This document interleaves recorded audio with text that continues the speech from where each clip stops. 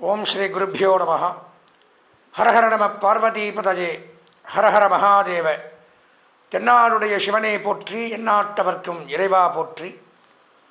அரவெனும் ராகு ஐயனை போற்றி, கரவாது அருள்வாய் கஷ்டங்கள் நீக்கி ஆக அருள்புரி அனைத்திலும் வெற்றி, ராகுக்கணியே ரம்மியா போற்றி. கேதத்தேவே கீர்த்தி திருவே, பாதம் போற்றி பாபம் தீர்ப்பாய், வாதம் வம்பு வழக்குகளன்றி கேதத்தேவே கேண்மையாய் ரட்சி. அன்பார்ந்த எங்களுடைய டிவோட்டினேஷன் தமிழ் தொலைக்காட்சி நேயர்களுக்கு உங்களுடைய ஜோதிட ஆச்சாரியர் ஜோதிட குரு சிவஸ்ரீ டி சரவணமாணிக்க சிவாச்சாரியர், முதல்வர் காஞ்சி காமகோடி பீடம், வேத சிவ ஆகம பாடசாலை, சங்கரமடம், காஞ்சிபுரம். அலைபேசி 9865098370 9865098370. அடியனுடைய பணிவான வணக்கங்கள் மற்றும் ஆசீர்வாதங்கள். நம்ம இந்த பதிவின் மூலமாக காண இருக்கக்கூடிய நிகழ்ச்சி அப்படின்னு பார்த்தீங்கன்னா, வருகிற 26/4/2025 அன்றைய தினம் ராகு பகவானாகப்பட்டவர் மீனம் ராசியிலிருந்து கும்பம் ராசிக்கும், கேது பகவானாகப்பட்டவர் கன்னி ராசியிலிருந்து சிம்ம ராசிக்கும் பயிற்சியாகிறார். ராகு கேது பயிற்சி அப்படின்னு பேர். அந்த பயிற்சியினுடைய பலாபலன்களை தான் இந்த 12 ராசிகளுக்கு விரிவாக நம்ம பார்க்குறோம். பொதுவாக பயிற்சினா முதல்ல என்னங்கிறது தெரிஞ்சுக்கணும். அதாவது பயிற்சி அப்படின்னால் இடம் மாறுதல், ஒரு இடத்த விட்டு இன்னொரு இடத்துக்கு போகிறது அப்படிங்கிறது பேர் பயிற்சி. அப்போது கோச்சார பலன்கள் அப்படிங்கிறது தான் இந்த இடப்பெயர்ச்சியை பற்றி நாங்கள் சொல்கிறோம். கோ அப்படின்னா கிரகங்கள். கிரகங்கள்னால் யார்? சூரியன், சந்திரன், அங்காரகன், புதன், குரு, சுக்கிரன், சனி, ராகு, கேது, இப்படி 9 கிரகங்கள். சாரம் அப்படின்னா நான் சொன்ன மாதிரி இடம் மாறுதல், பயிற்சி ஆகுதல்னு அர்த்தம். இப்போ கிரகங்களுடைய இடம் மாறுதல் அப்படிங்கிறது தான் குறிக்குது. அப்போது இந்த கிரகங்கள் எங்கே இடம் மாறுது அப்படின்னு பார்த்தீங்கன்னா, அதாவது ஒவ்வொரு கிரகமும் இவ்வளோ நாளைக்கு தான் ஒவ்வொரு ராசியில் தங்கும் அப்படிங்கிறது கணக்கு இருக்குது. இப்போ சூரிய பகவான் அப்படின்னு எடுத்துட்டால் 1 மாத காலம் ஒரு ராசியில் தங்குவார், அப்புறம் அடுத்த ராசிக்கு போயிடுறார். ஒன்றும் வேண்டாம், நாமெல்லாம் இருக்கோம், ஒரு ஷாப்பிங் போகிறோன்னு வச்சுக்கோங்க. நான் போனால் 2 மணி நேரத்தில் வந்துடுவேன். என் ஒய்ஃப் போகிறாங்க, வீட்டில் போகிறாங்கன்னா 4 மணி நேரம் ஆகும். பக்கத்து வீட்டுக்காரன் போனால் காலையில் சாயந்தரம் வரைக்கும் அங்கேயே இருப்பான். நீங்கள் போனால் 1.5 நாள் ஆகலாம். ஒவ்வொருத்தருக்கும் ஒவ்வொரு கணக்கு, ஒரு வேலைக்கு இருக்குது. ஒரே வேலையை போனோடனே ஒரு ட்ரெஸ் வாங்க போகிறோம், பானோடனே எடுத்துகிட்டு வந்துடுவோம் 5 நிமிஷத்தில். ஒரு கடையவே தேடி கண்டுபிடிச்சி ஒரு 4 பூரா எடுக்கிறோன்னு இருப்பான். அந்த மாதிரி அந்த அளவுகள். அப்போ சூரியன் 1 மாத காலம் ஒரு ராசியில் சஞ்சரிக்கிறார். சந்திர பகவான் வெறும் 2.5 நாள் மட்டும்தான் இருக்கார், அப்புறம் அடுத்த ராசிக்கு பயிற்சி ஆயிடுறார்.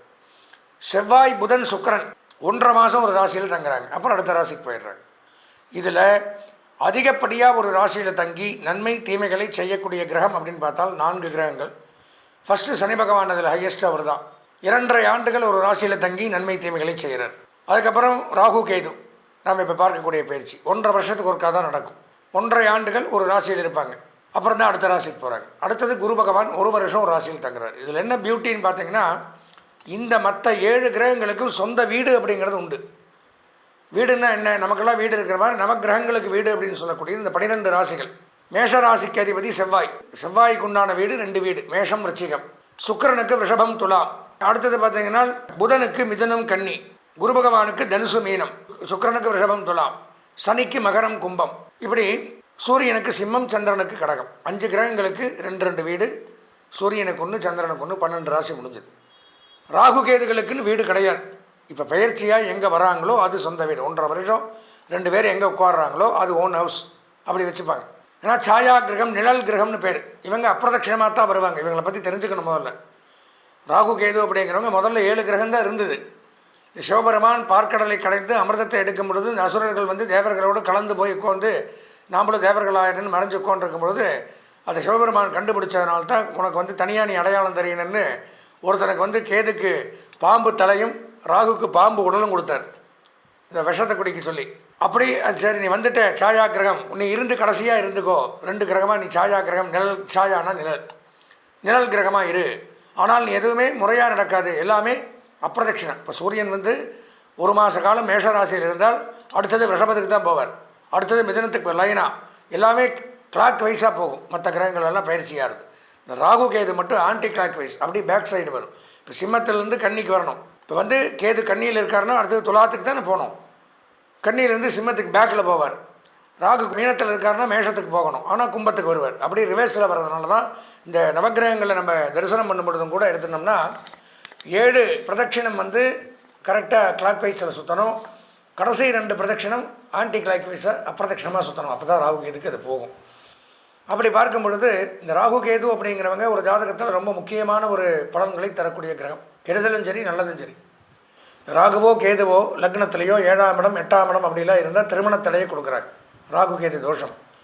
5ஆம் இடத்துல இருந்தால் புத்திர தாமதம், வம்சவருத்தி இருக்காது. கோர்ட் கேஸ், வம்பு வழக்கு, நீதிமன்றம், இந்த மாதிரி இதுக்கெல்லாம் அவங்க தான் அதிபதி. ராகு யோகக்காரகன், கேது மோட்சக்காரகன். ஆன்மீகம், பூஜை, தவம், சந்நியாசம், ஜோதிடம், இறை வழிபாடுக்கு கேது அதிபதி. வெளிநாடு, ஏற்றுமதி, இறக்குமதி தொழில், நரம்பு சம்பந்தமான கோளாறுகளுக்கு ராகு அதிபதி. இப்போ இவங்க 2 பேருமே வந்து ஒரு நல்ல கிரகம் அப்படின்னு எடுத்துக்கல. இதெல்லாம் கொடுத்தாலுமே ஒரு பாப கிரகமாக தான் எடுத்துக்கிறாங்க நம்ம ஜோதிட ரீதியாக. இப்போ அவங்களுடைய பயிற்சி அப்படின்னு பார்க்கும் பொழுது நான் சொன்ன மாதிரி 16/4/2025 சனிக்கிழமை இன்றைக்கி நடக்குது. அப்போ அன்றைய தினம் ராகு பகவான் கும்பராசிக்கு வரார். கும்பத்துக்கு ஜென்ம ராகு. கேது பகவான் சிம்மத்துக்கு போகிறார், ஜென்ம கேது. அப்பேற்பட்ட இந்த ராகு கேது பயிற்சி நம்ம 12 ராசிகளுக்கும் என்னென்ன நன்மை தீமைகளை செய்ய போகிறது அப்படிங்கிறது தான் இதில் நான் பொதுவாக கோச்சார ரீதியாக பார்க்குறோம். இது பொதுவான பலன்கள் தான். அது போக அவரவர்களுக்கென்று சொந்த ஜாதகம்னு ஒன்று இருக்கும். அந்த சொந்த ஜாதகத்தில் இந்த ராகு கேது எங்கே இருக்காங்க, நன்மை தரக்கூடிய இடத்துல இருக்காங்களா, தீமை தரக்கூடிய இடத்துல இருக்காங்களா, அதெல்லாம் வச்சு தான் முழுமையாக 100% பலன்களை நம்ம தெரிஞ்சுக்கொள்ள முடியும். இதில் நல்லா இருந்து அதில் சரியில்லை, அதில் நல்லா இருந்து இதில் சரியில்லைனாலும் பலன்களை தெரிஞ்சுக்கொள்ள முடியாது. அப்போ என்ன பண்ணணும்னா இந்த பதிவையும் நீங்கள் பார்க்கணும். அதே சமயம் இதை 100% இதுதான் நமக்கு ராகு கேது பயிற்சி இப்படி தான் நடக்குங்கிறதையும் எடுத்துக்க முடியாது. சொந்த ஜாதகத்தையும் பார்க்கணும். இந்த மாதிரி ஒரு பயிற்சி காலங்களில் அவசியம் சொந்த ஜாதகத்தை பார்க்கணும். இப்படி சொந்த ஜாதகத்தை பார்க்க விரும்பக்கூடிய அன்பர்கள் இந்த ஸ்க்ராலிங்கில் என்னுடைய நம்பர் வரும், நானும் சொல்லியிருக்கேன். 9865098370. இந்த எண்ணிற்கு தாராளமாக உங்கள் ஜாதகத்தையோ பெயர், பிறந்த இடம், பிறந்த தேதி, பிறந்த நேரம் இதை அனுப்பிச்சி வச்சு குருதட்சிணையை கொடுத்து முழுமையாக உங்கள் ஜாதகத்தை துல்லியமாக கணித்து பார்த்து இந்த 1.5 வருஷத்துக்கு இந்த ராகுவும் கேதுவும் நமக்கு என்ன பலாபலன்களை தராங்க அப்படிங்கிறதையும் தெரிந்துட்டு இந்த ராகு கேது பயிற்சியினால் சகல நன்மைகளையும் பெற வேண்டும் என்று கூறி தொடர்ந்து 12 ராசிகளுக்கும் உண்டான பலாபலன்களை விரிவாக காண்போம். அன்பார்ந்த எங்களுடைய மிருகசீரிஷம், திருவாதிரை, புனர்பூசம் ஆகிய நட்சத்திரத்தில் பிறந்த மிதுன ராசி நேயர்களுக்கு வருகின்ற 26/4/2025 அன்றைய தினம் நடக்கக்கூடிய ராகு கேது பயிற்சி. அதாவது ராகு பகவான் மீனம் ராசியிலிருந்து கும்பராசிக்கு பயிற்சியாகிறார். கேது பகவான் கன்னி ராசியிலிருந்து சிம்ம ராசிக்கு பயிற்சியாகிறார். இது ராகு கேது பயிற்சி 1.5 ஆண்டுகளுக்கு ஒரு முறை நடைபெறும். இதில் என்ன ஒரு பியூட்டினா, ராகு நல்லது பண்ணால் கேது கெட்டது பண்ணும், கேது நல்லது பண்ணால் ராகு கெட்டது பண்ணும். ராகு கேது பயிற்சியில் 100% நன்மைங்கிறது யாருமே எதிர்பார்க்க முடியாது. 50%, 25% அப்படி தான். ஆனால் ரெண்டுமே கெட்ட கிரகம். இதில் கெடுதல் வந்தால் கெட்டது நடக்கும். அப்போ என்ன பண்ணணும், சொந்த ஜாதகத்தில் ராகு கேது எங்கே இருக்கான்னு பார்த்து புத்திசாலித்தனமாக அதில் ஏதாவது பரிகாரம் இருந்தால் அது பண்ணிக்கணும். அப்போது ராகு பகவான் மிதுன ராசியான தங்களுக்கு என்ன பலனை கொடுக்குறார், 9ஆம் இடம் அப்படிங்கிற இடத்துக்கு வரார். இவ்வளோ நாளாக 10ஆம் இடத்துல இருந்தார். இப்போ 9ஆம் இடத்திற்கு வரும்பொழுது என்ன நன்மை தீமைகள் அப்படிங்கிறத 12 சித்தர்களில் ஒருவரான புலிப்பாணி சித்தர் அப்படிங்கிறவர் 2000 3000 ஆண்டுகளுக்கு முன்பாக தன்னுடைய பாடல்களில் எழுதி வச்சுட்டு போயிருக்கார். அதைத்தான் நம்ம பார்க்குறோம். குறைவான போஜனம் சாப்பிட முடியாது, அகால போஜனம் நேரத்துக்கு சாப்பிட முடியாது, லேட்டாக சாப்பிட்றது, வயிறு நிறைய சாப்பிடக்கூட முடியாது, அந்த மாதிரி அமைப்பு கொடுக்குறாரு. வீட்டில் இருக்கக்கூடிய நாற்கார் பிராணிகள் உடல்நலக்கேடு, பசு, மாடு, கன்று, ஆடு, நாய், பூனை இதெல்லாம் வளர்த்துனோம்னா அதுக்கெல்லாம் உடல் பாதிக்கப்படும்.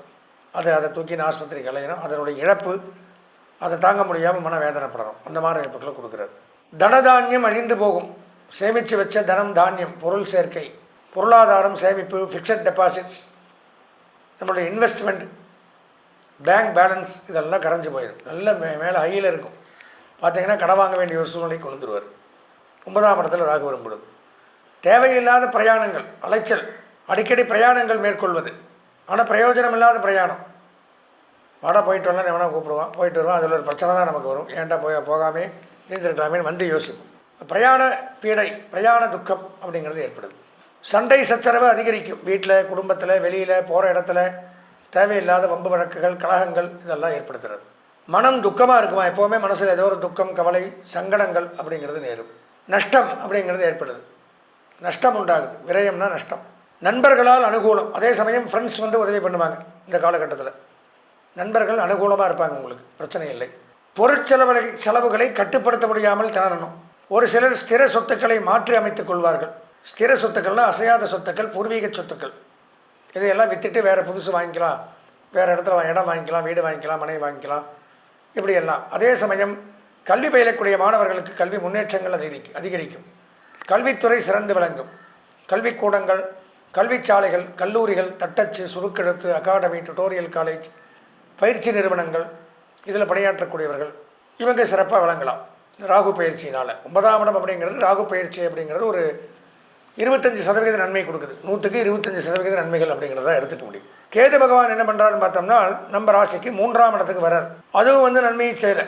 கேது பகவானும் துன்பங்கள் அதிகரிக்கக்கூடிய ஒரு நேரம். இது ரெண்டுமே நல்லது பண்ணாது எப்போவுமே ராகு கேது. என்னடா எல்லாமே மோசமாக சொல்கிறாரு நினைக்க வேண்டாம், இருக்கிறது தான் சொல்ல முடியும். அதுக்கு தான் சொந்த ஜாதகம் பார்க்கணும். துன்பங்கள் அதிகரிக்கக்கூடிய ஒரு நேரம். துயரங்கள், வறுமை, நோய் இதெல்லாம் அகலக்கூடிய அமைப்பு. நோய் அகலும், நோய் நிவர்த்தி ஆகிடும். அதே சமயம் துன்பம், துயரம், வறுமைங்கிறது இருந்துட்டு தான் இருக்கும். வரவுக்கு மேல் செலவு அதிகரிக்கும். 10 ரூபா சம்பாரிச்சா 1000 ரூபா செலவாகும் கேதுவினால். மேல் அதிகாரிகளினுடைய ஆதரவு கிடைக்குமா? நம்மளுடைய உயர் அதிகாரிகள், நம்ம எந்த துறையில் எங்கே வேலை செஞ்சாலும் நமக்கு மேலே பாஸ்னு ஒருத்தர் இருப்பார். அவர் நமக்கு சாதகமாக இருப்பார். அதனால் தொழிலில் பிரச்சனை இல்லை. உயரதிகாரிகளின் அனுகூலம் கிட்டும். பதவி உயர்வு கிடைக்கும். உத்தியோகத்தில் பதவி உயர்வு, திடீர்னு உங்களுக்கு ப்ரமோஷன், ஊதிய உயர்வு, இன்க்ரிமெண்ட் அதுவும் கிடைக்கிது. பதவி உயர்வு, சம்பள உயர்வு, பாராட்டுக்கள் இவையெல்லாம் குவிந்த வண்ணம் இருக்குது. தொழிலில் முன்னேற்றங்கள் அதிகரிக்கும். தொழிலில் முன்னேற்றம் எந்த தொழில் பண்ணாலும் சரி. குறிப்பாக சொல்லப்போனால் மளிகை, காய்கறிகள், புஷ்பங்கள், பழங்கள், பால், தயிர், மொத்த வியாபாரம், சில்லறை வியாபாரம் சிறப்பாக இருக்கும். தானிய வியாபாரம் இதெல்லாமே மிகச் சிறப்பான ஒரு அமைப்பு ஏற்படும். நண்பர்கள், உறவினர்கள் மூலம் நன்மைகள் ஏற்படும். நம்மளுடைய ஃப்ரெண்ட் சர்க்கிள், சொந்த பந்தங்கள் இவங்கெல்லாம் நமக்கு நன்மைகளை செய்யக்கூடிய விதத்தில் இருக்காங்க. கணவன் மனைவி உறவு மிக மிக சிறப்பாக இருக்குது. குறிப்பாக பார்த்தோம்னா பிரிந்த தம்பதிகள் ஒன்று சேரக்கூடிய ஒரு நேரம் இந்த ராகு கேது பயிற்சியில் மிதுன ராசிக்கு. ஆடிட்டிங், அக்கௌண்டன்ட், எழுத்து, teaching professional, IT, engineering, computer, marketing, agencies, trading, இதெல்லாம் பண்ணக்கூடியவர்கள்லாம் இந்த கேது பயிற்சியின் மூலமாக நன்மையை பெறலாம். பொதுவாக பார்த்தோம் அப்படின்னா இந்த மிதுன ராசிக்கு ராகு கேது பயிற்சி அப்படிங்கிறது டோட்டலாக அது ரெண்டையும் வச்சு கணித்து பார்க்கும் பொழுது ஒரு 50% நன்மைகள் அப்படிங்கிறத எடுத்துக்கலாம். 50% நன்மைகள் அப்படிங்கிறது பொது பலன்களில், கோச்சார பலன்களில் ராகு கேது பயிற்சியில் மிதுன ராசிக்கு இல்லை. மீதி 50% பலன்கள் நமக்கு இருக்கா, இல்லை இந்த 50% பலன்களும் இருக்காதா அப்படிங்கிறத முடிவு பண்ணுறதுங்கிறது உங்கள் சொந்த ஜாதகம் மட்டும்தான். நாம் இது வரைக்கும் வருகின்ற 26/4/2025 அன்று நடைபெறக்கூடிய ராகு கேது பயிற்சியினுடைய முழுமையான பலாபலன்களை பார்த்தோம். நான் முதல்ல சொன்ன மாதிரி இந்த ராகு கேது பயிற்சிங்கும் பொழுது ராகு நல்லது பண்ணால் கேது கெட்டது பண்ணும், கேது நல்லது பண்ணால் ராகு கெட்டது பண்ணும். ரெண்டு சேர்ந்து ஒரு ராசிக்கு நன்மைங்கிறது பண்ணுறது அவ்வளோ சுலபமல்ல. இருந்தாலும் ஏதோ ஒன்று பேலன்ஸ், ஒன்று பிரச்சனையை கொடுக்கும், ஒன்று நன்மையை கொடுக்கும். இது வரைக்கும் நம்ம பார்த்தோம். நான் முதல்ல சொன்ன மாதிரி பார்த்தது அப்படிங்கிறது ஒரு பொதுவான பலன்கள் தான். இது மேஷராசின்னா மேஷராசியில் பார்க்குற நீங்கள் மட்டும் பிறங்கலை, உங்களை மாதிரி பல கோடி பேர் பிறந்திருப்பாங்க. இப்போ அவங்களுக்கெல்லாம் ஒரே மாதிரி பலாபலன்களை தான் இது கொடுக்கும். அது போக நம்ம சொந்த ஜாதகம் தான் நமக்கு மட்டும் இண்டிவிஜுவலாக இந்த இப்போ நான் சொன்ன இந்த பலாபலன்கள் அப்படிங்கிறது 99.1 தான். இது மீதி இருக்கிற 98.9 அப்படிங்கிறது உங்கள் சொந்த ஜாதகம். அந்த சொந்த ஜாதகத்தை பார்த்தால்தான் நம்ம இந்த பயிற்சிகள் தருவாயில் காலகட்டத்தில் இந்த ராகு, ஏன்னா ஒரு நல்ல விஷயம் தெரிஞ்சுக்கணும், எந்த வருடமும் இல்லாத ஒரு அமைப்பு இந்த வருடம். சனி பயிற்சியும் நடக்குது, ராகு கேது பயிற்சியும் நடக்குது, குரு பயிற்சியும் நடக்குது. 2.5 வருஷத்துக்கு ஒருக்கா தான் சனி பயிற்சி, அதுவும் நடக்குது. ராகு கேது பயிற்சி 1.5 வருஷத்துக்கு ஒருக்கா, குரு பயிற்சி 1 வருஷத்துக்கு ஒருக்கா. இந்த நாளும் இந்த மாதிரி சம்பவிக்கிறது அப்படிங்கிறது ஏதோ ஒரு காலத்தில் தான் நடக்கும். இந்த நாளுமே இந்த வருஷம் நடக்கிறதுனால ஒரு சொந்த ஜாதகத்தை பார்த்தால் இந்த 4 பயிற்சியினுடைய பலன்கள் எப்படி இருக்குது இதுதான் முக்கியம். ஆனால் வருஷக்கணக்கில் ஒரு ராசியில் தங்கி நன்மை தீமைகளை செய்யக்கூடிய கிரகங்கள் இந்த நாளும் தான். நான் சொன்னதுங்கிறது ஒரு கோச்சார பலன், பொதுவான பலன் தான். புலிப்பாணி சித்தர்கள், இந்த மாதிரி மாண்டல்ய மகரிஷி, யவனேஸ்வரர், ஜோதிடர் அரிச்சுவடி, இந்த மாதிரி நூல்கள்லாம் இருந்து பொதுவான பலன்கள் இப்படி இருக்குங்கிறத தெளிவாக தெரிஞ்சிடணும். இதுக்கும் மேலே 98.1 பலன்கள் அப்படின்னு எடுத்துக்கிறதுனா நம்ம சொந்த ஜாதகம் தான். அப்படி சொந்த ஜாதகம் பார்க்க விருப்பமுடைய அன்பர்கள், நான் முதல்ல சொன்ன மாதிரி என்னுடைய அலைபேசிக்கு இந்த ஸ்க்ராலிங்கில் வரும், தாராளமாக தொடர்பு கொண்டு இந்த 4 பயிற்சியினுடைய பலன்களையுமே தெரிந்து கொண்டு என்ன அதுக்கு பரிகாரங்கள் பண்ணணுமோ பண்ணிட்டு இன்னும் 2.5 வருஷத்துக்கு எந்த ஒரு துன்பங்களும் இல்லாமல் நல்லபடியாக வாழணும்னு பகவானை பிரார்த்தனை பண்ணி ஆசீர்வதித்து விடைபெறுகிறேன். நன்றி, வணக்கம்.